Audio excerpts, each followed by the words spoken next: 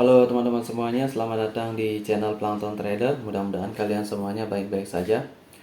Pada video kali ini saya akan melakukan sharing membahas teori tentang konteks konsolidasi market atau market yang sedang mengalami konsolidasi. Jadi kita perlu ketahui di mana posisi potensi terjadi konsolidasi ya, karena kita nggak bisa menentukan begitu saja ya. Konteks konsolidasi itu sesuai dengan support resisten yang saling berdekatan dan keadaan market yang sama-sama kuat gitu ya. Jadi ini agak susah gampang. Tapi kalau kita sudah menemukan clue-nya, ini akan gampang untuk open posisi. Oke, dalam konsolidasi perlu diingat dan dipahami bahwa dalam konsolidasi tidak ada tren ya. Tidak ada tekanan, selling pressure ataupun buying pressure. Kecuali dalam rentang konsolidasi itu sendiri ya. Misalkan ada dua candle pertama itu inverted bullish hammer, bisa jadi bullish karena resistennya belum kesentuh. Tapi kalau dalam konsolidasi resisten udah disentuh, dia kecenderungannya akan turun lagi. Tapi harus dipahami, contoh dari konsolidasi misalkan terjadi antara EMA ya, misalkan antara 100 EMA dengan 50 EMA yang berdekatan, itu bisa terjadi konsolidasi. Kemudian antara 20 EMA dengan Bollinger Band deviasi 1 kalau berdekatan habis downtrend ya, itu bisa terjadi konsolidasi. Atau bisa terjadi antara EMA dengan EMA, maksud saya Bollinger Band dengan Bollinger Band yang agak mepet ya, bisa jadi. Itu jadi banyak kombinasinya, EMA dengan Bollinger Band dengan round number ya. EMA dengan round number kalau ada mepet itu bisa menimbulkan konsolidasi. Jadi banyak banget ya. Jadi itulah kita harus prepare, harus menyiapkan diri sebelum kita trading. Karena kalau kita nggak paham mana konsolidasi, mana ranging market, mana trending market, kita akan lost doll ya, atau istilahnya rugi seperti itu ya. Dan itu sudah 90% auto ya.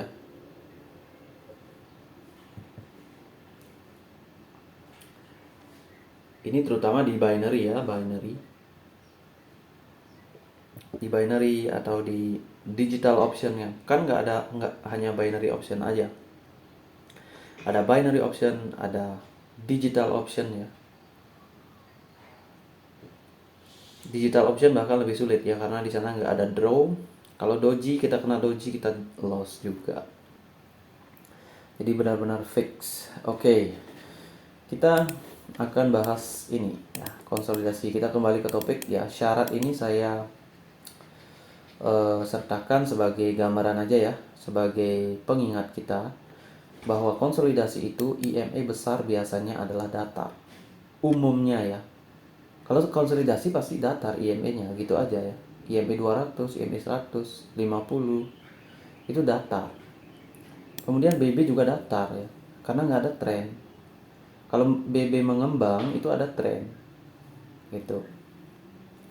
Kemudian tidak ada tren. Kemudian terjebak di dua SNR ya, SNR ya, support dan resisten. Support N ini adalah N atau down ya, R itu adalah resisten. Jadi terjebak di antara katakanlah 20 EMA dengan deviasi satu bawah setelah downtrend ya kan. Itu. Jadi kan setelah downtrend ini kan deviasi satu bawah tembus. Kemudian dia kan naik. Ini price ada naik.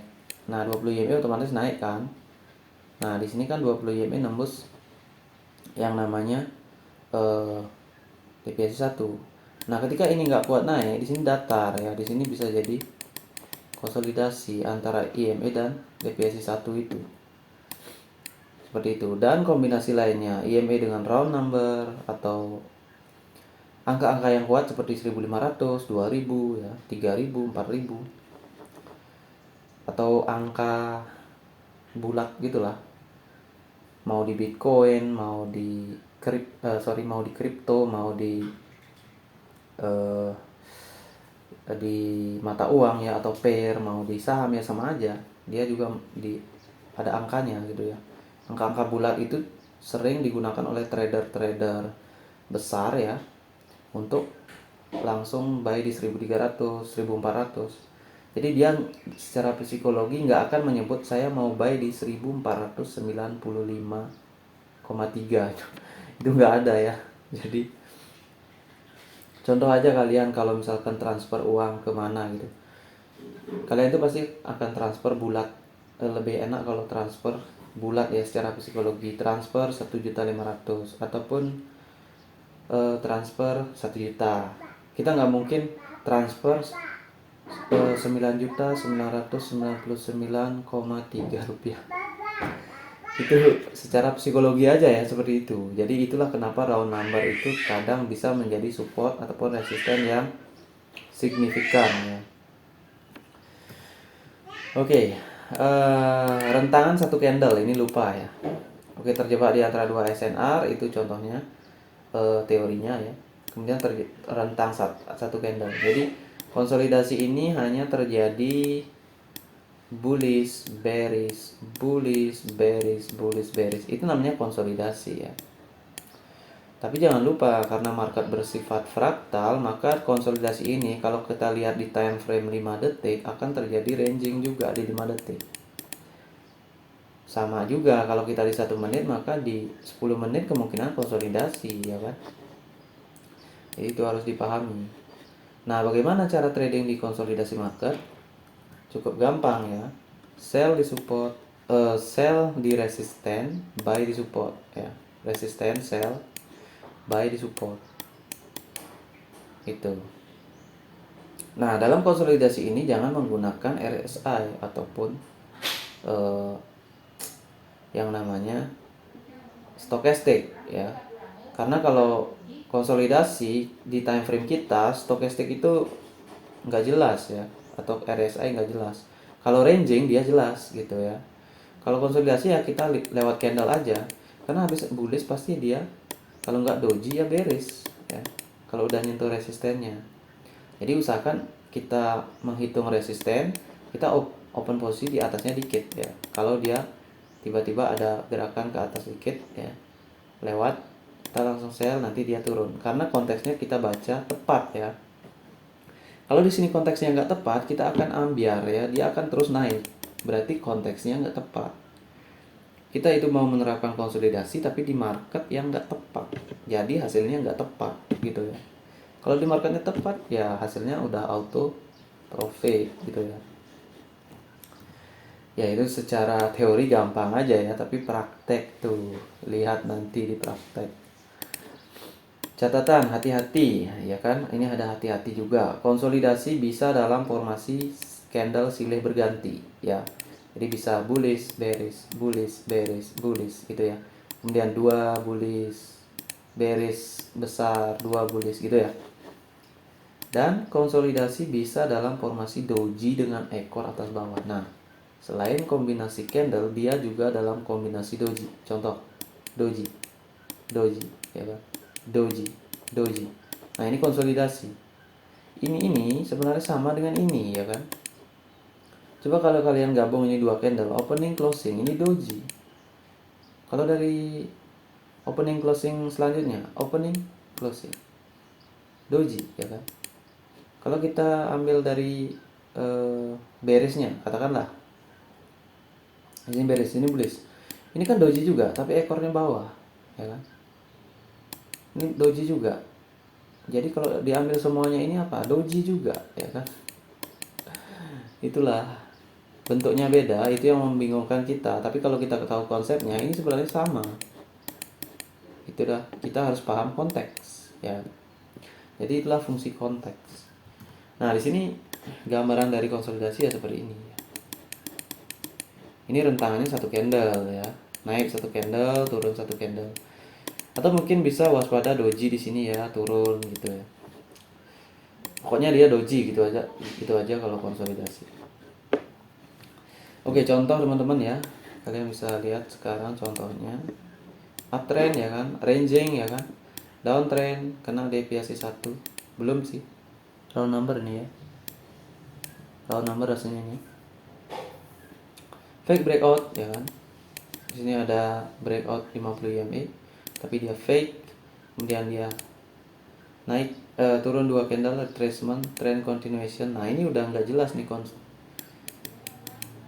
Ini udah rentangannya dari fake breakout udah salah ya.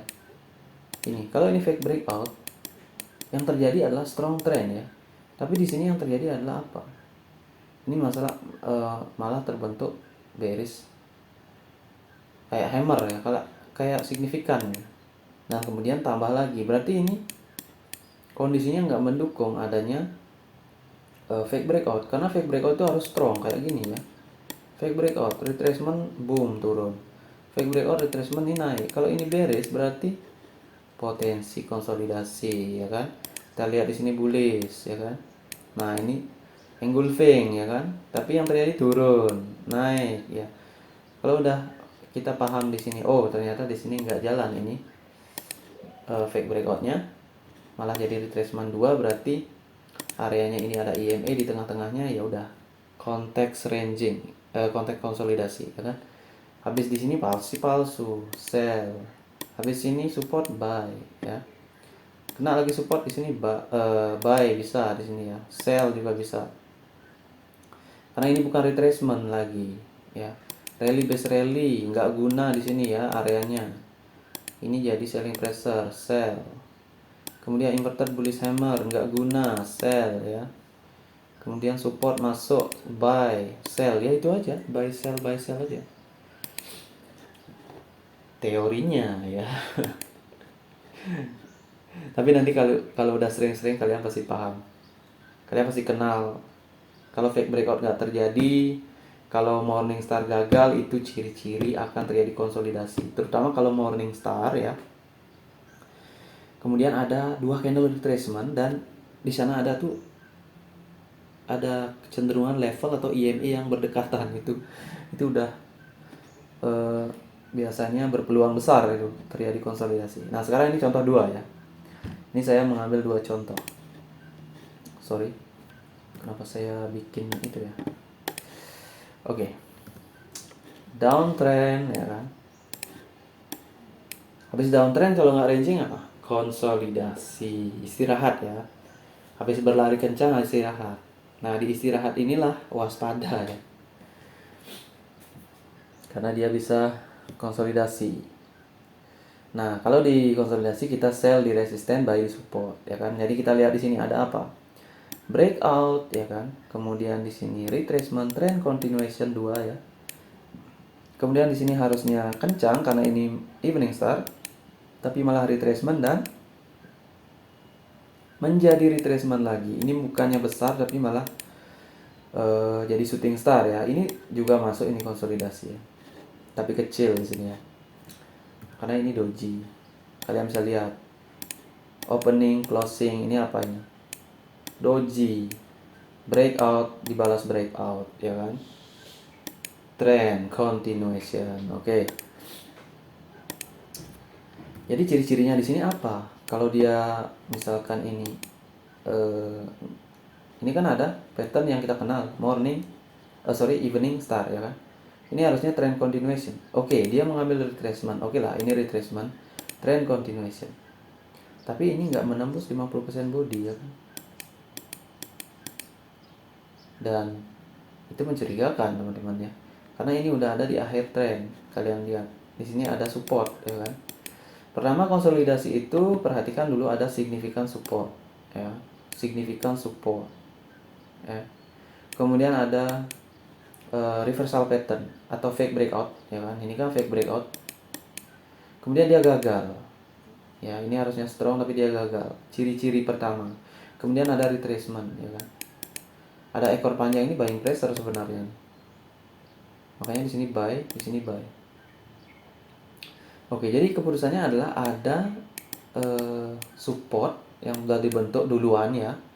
Kemudian di sana ada fake breakout, seperti tampang fake breakout itu ya, candlenya ini. Entah di sini ada dark cloud cover lah, atau engulfing, bearish engulfing lah, atau evening star. Tapi dia retracement ya. Dia udah retrace di sini, retrace lagi di sini ya. Maksudnya jarak retrace-nya itu cepat ya. Ngapain kalau dia memang fake breakout strong, dia kok retracement lagi? Nah itu di sini artinya udah gagal ya, terjadi fake breakout yang gagal atau pola reversal yang gagal. Sini saya udah pernah jelaskan juga di konteks konsolidasi ya. Ada pola yang gagal atau signifikan candle yang gagal. Oke, makanya dia di sini breakout ya kan, deviasi 1 kena breakout. Nah, karena ini breakout ya bullish, maka dia bisa berpotensi melanjutkan konsolidasi di sini. Ya kan? Di area sini antara 20 YME dan deviasi 1. Termasuk ini di tengahnya, middle Bollinger Band. Dan lihat Bollinger Band ini posisinya udah mulai mengerucut ya, kempis. Seperti yang sudah saya jelaskan di teori Bollinger Band. Ya, tapi memang membaca Bollinger Band sih kalau memang pada saat berjalan ini kan ini belum terbentuk ya kan. Makanya kita ketahui mungkin ada sedikit gerakan mengerucut di sini ya, kayak ngembung gitu ya. Kemudian kita juga dukung dengan konteks dari candlestick-nya. Kalau di sini udah retracement, maka di sini ada evening star. Kenapa di sini retracement lagi ya? Kemudian ini adalah retracement juga ya. Buying pressure. Kalau yang mengerti di sini bisa buy ya. Oke, kemudian nah sekarang ini kan pindah dia.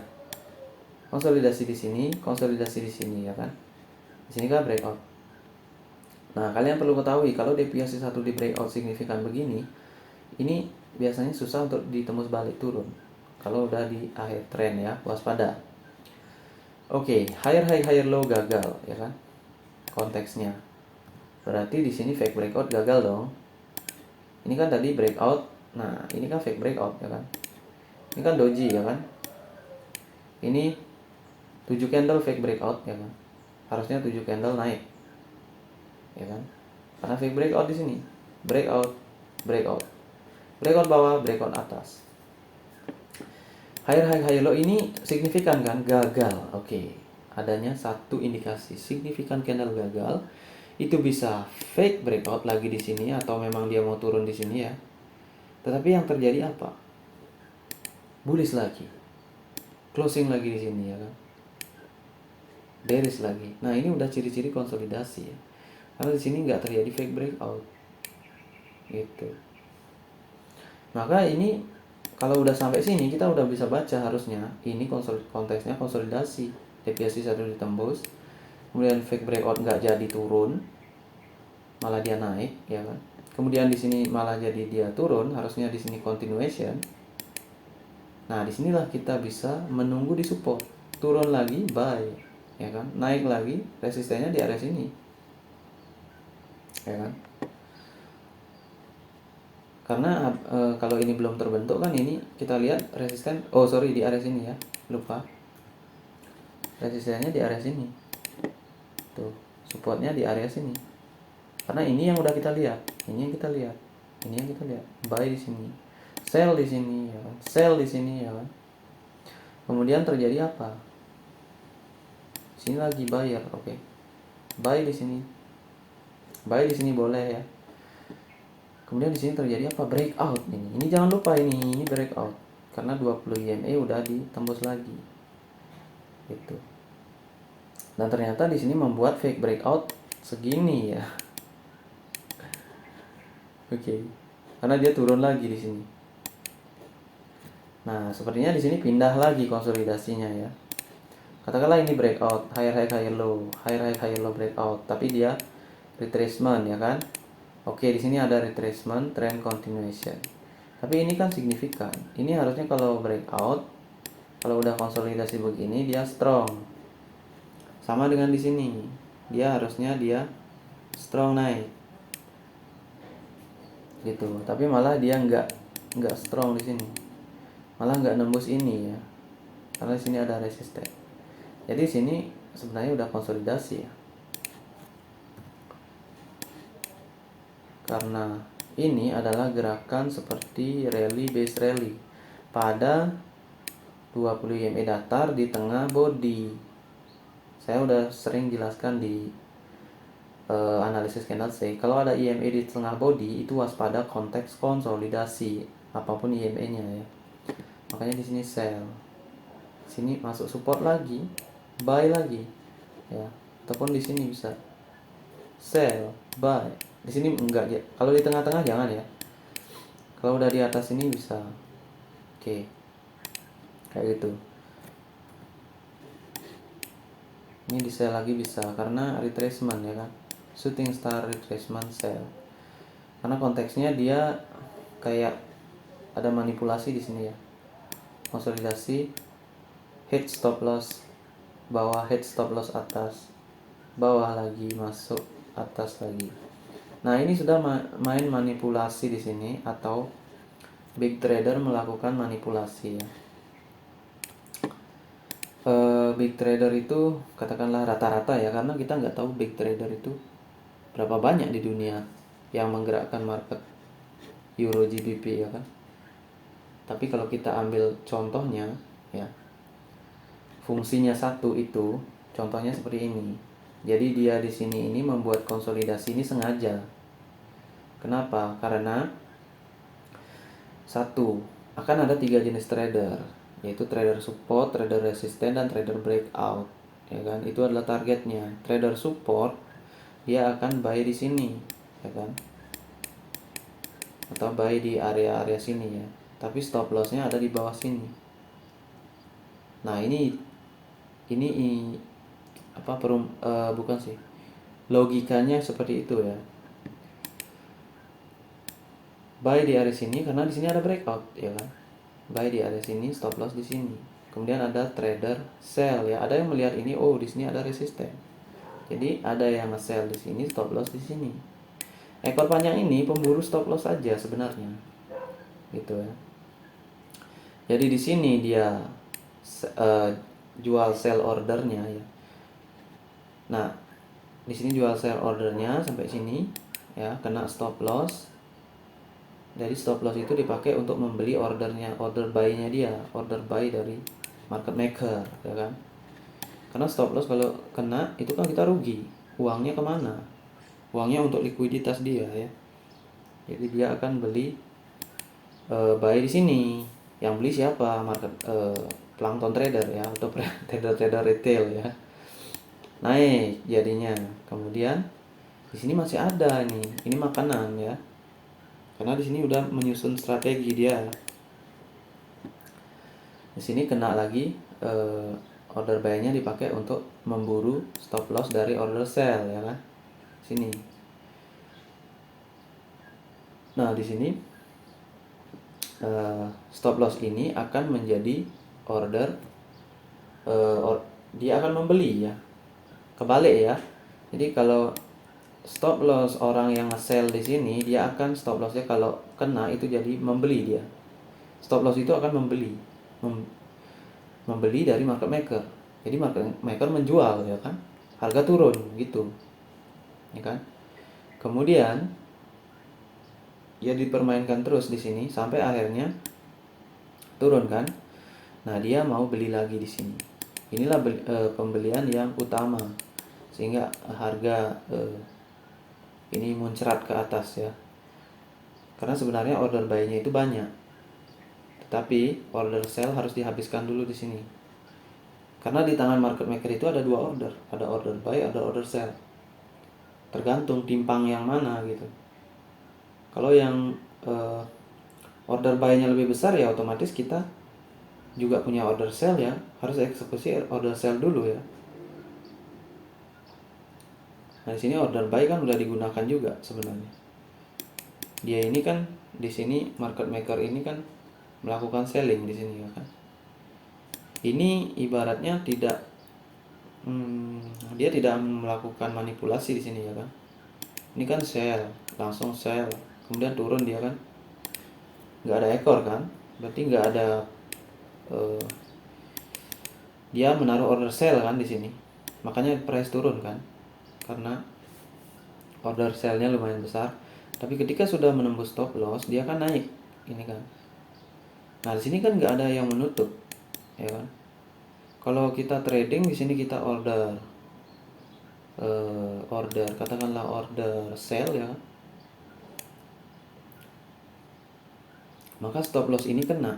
Berarti kita kan kalau naik ini kan belum ditutup, ya kan? Seperti itu. Jadi dia turun ini juga sama untuk menutup ordernya di sini ya. Karena kalau dia sell, dia naik, harganya naik, berarti dia rugi dong. Kalau dia nge-sell di sini, dia harganya naik. Jadi order di sini harus ditutup kan, harus di fill. Jadi kurang lebih seperti itu ya teman-teman.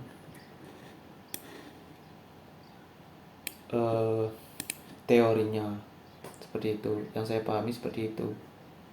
Jadi kalau ada ekor-ekor panjang ini, dia sebenarnya memburu stop loss, mencari likuiditas.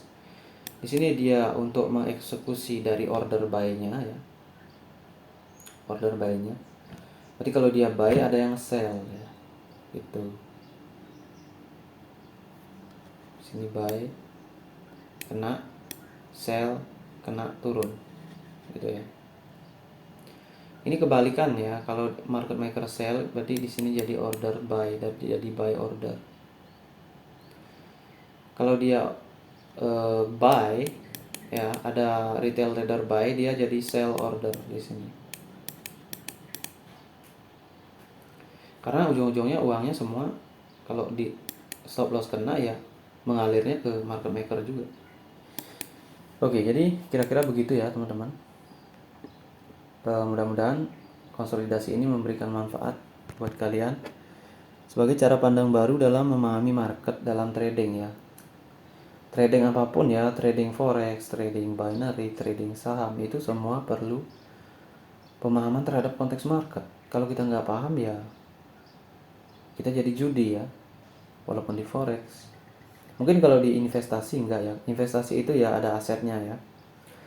Investasi ya kayak yang sekarang kayak beli perusahaan, kayak beli Astra, apa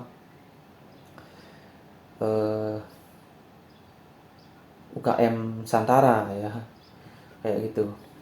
Ada asetnya, ada perusahaannya yang kita bantu atau kita danai.